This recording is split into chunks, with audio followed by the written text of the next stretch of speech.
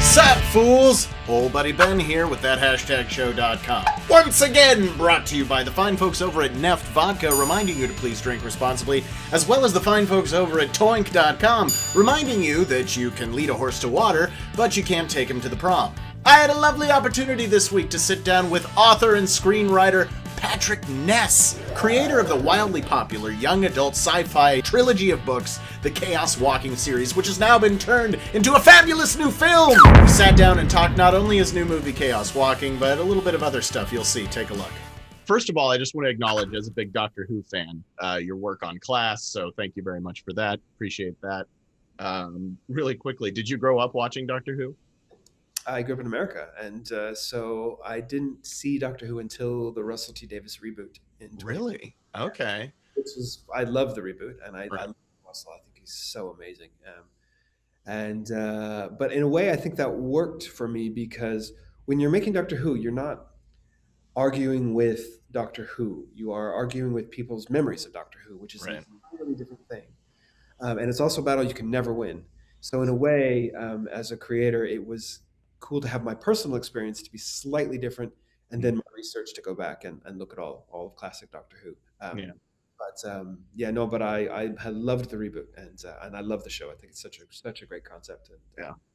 Now, my wife and I are very similar. We both started off with Christopher Eccleston and the reboot and that. So, but we're not here to talk about Doctor Who. We're here to talk about Chaos Walking. talk about whatever you like. So. Or we can, we could just spend the whole time talking about Who. So one thing that I found interesting, because I'm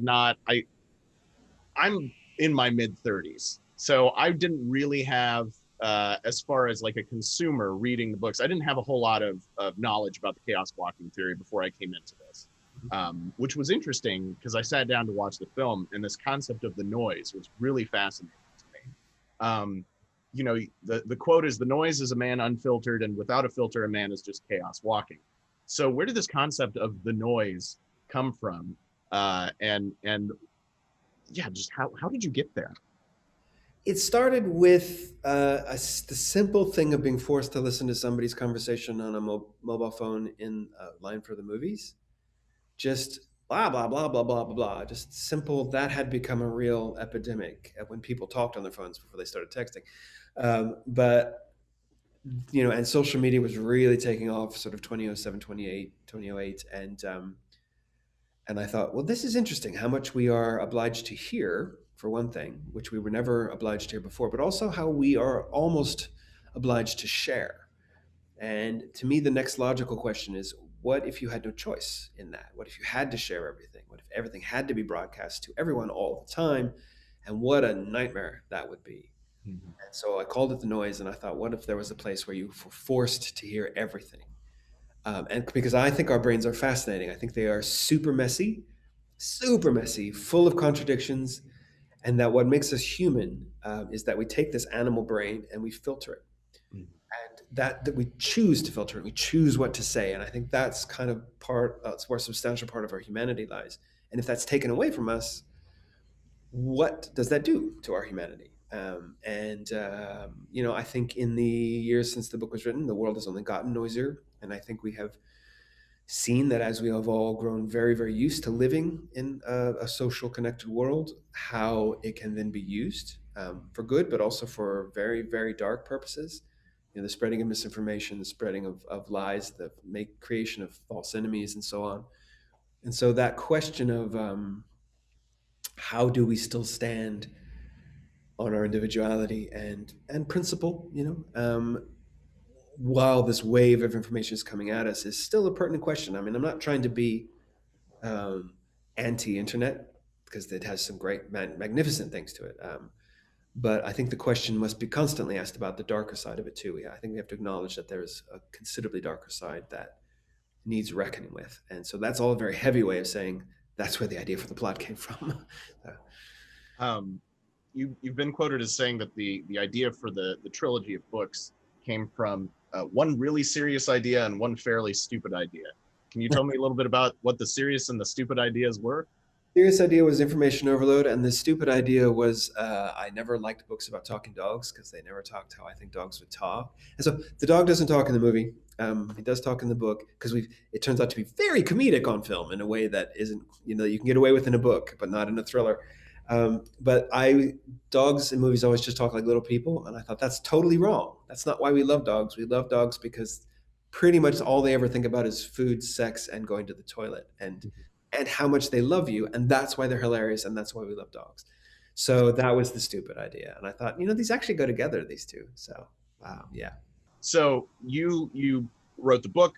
You also were a screenwriter on the film, obviously. A lot of times, there are screenwriters who are adapting an author's book to screen, and there's a lot of stuff that gets lost in that. Now that you're involved with the process of writing your own book into a screenplay, what obviously the talking dog was lost in that. What was the process for you maintaining the core of the story from page to screen?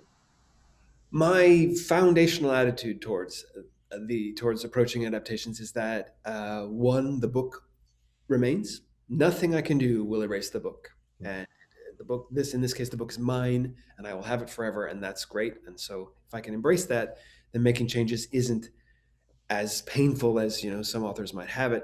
The other is that a movie is a remix of the book because it's not the same medium. It has different needs and different to make it great. It has completely different things that it needs.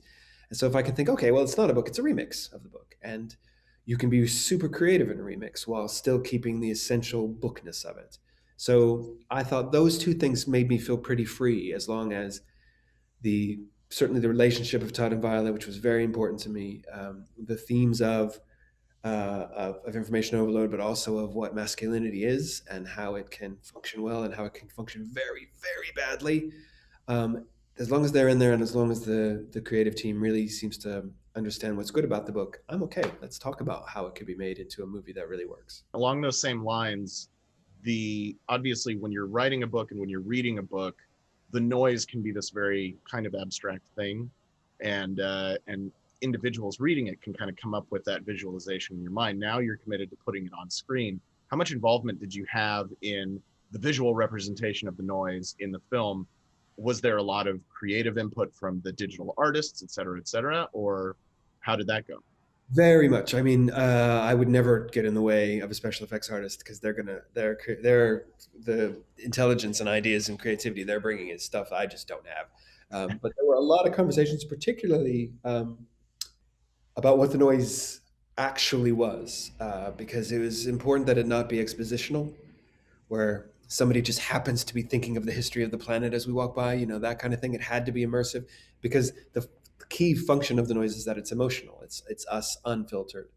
And so if that is what we agree that the noise is, then that affects how it's shaped. It affects what colors mean. It affects how it flares and doesn't.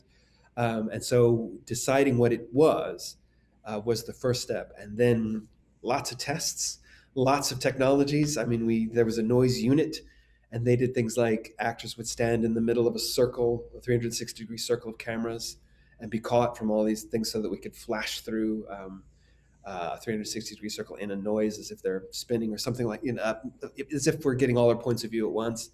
And so that complex combination of things came together in a way that is just kind of better than I had dreamed, really, because my visions of it were quite oppressive, which you can do in a book, but a movie has different needs, and it needs to be not confusing, and it needs to contribute. And so the way that they've done it is the scene that I've always been referencing is just a simple one where Daisy Ridley's walking up a hill and Tom Holland is behind her, and he's kind of grumpy and he's kind of complaining about why is she walking so fast. And we just see these thoughts kind of spilling off the back of his head, kind of like, wake from a boat. And that to me felt exactly right. That to me feels like the mess and mush and flotsam and jetsam of our thoughts. But what we choose to say is what makes us human. He's just stuck that she knows what that is. So lots of conversations, because that's the thing that had to work for the movie. Patrick, I've been told my time is up, but thank you so much for taking the time to talk to me today. I really appreciate it. Really quickly, before I leave the room, obviously the trilogy of books is called Chaos Walking. The first film is called Chaos Walking. You've got two of the biggest young stars in Hollywood in Tom Holland and Daisy Ridley. But what's the name of the second movie going to be? Well, audiences have to tell us they want one. It always happens when you get a new kind of series out. But we'll think of something. I mean, All right. the titles are very, very long. And so Right. we'll talk it over. All right. Well, Patrick Ness, thank you so much for taking the time to talk to me today. Really appreciate it. Have a wonderful rest of your day. Stay safe and stay healthy, all right? Dr. Ben, thanks very much. What a wonderful conversation we had, man. There was Doctor Who, there was Talking Dogs, there was Daisy Ridley, there was Tom Holland, there was all kinds of stuff. He was wonderful. Our time was up too fast. Had a great time talking to him, though. Chaos Walking hits theaters and IMAX March 5th, 2021. Go check it out. It's a lot of fun. The dog doesn't talk. My name is Ben Cleaver. This is thathashtagshow.com, and I'm drinking out of this red cup because whenever Ben Cleaver shows up, it's always a party.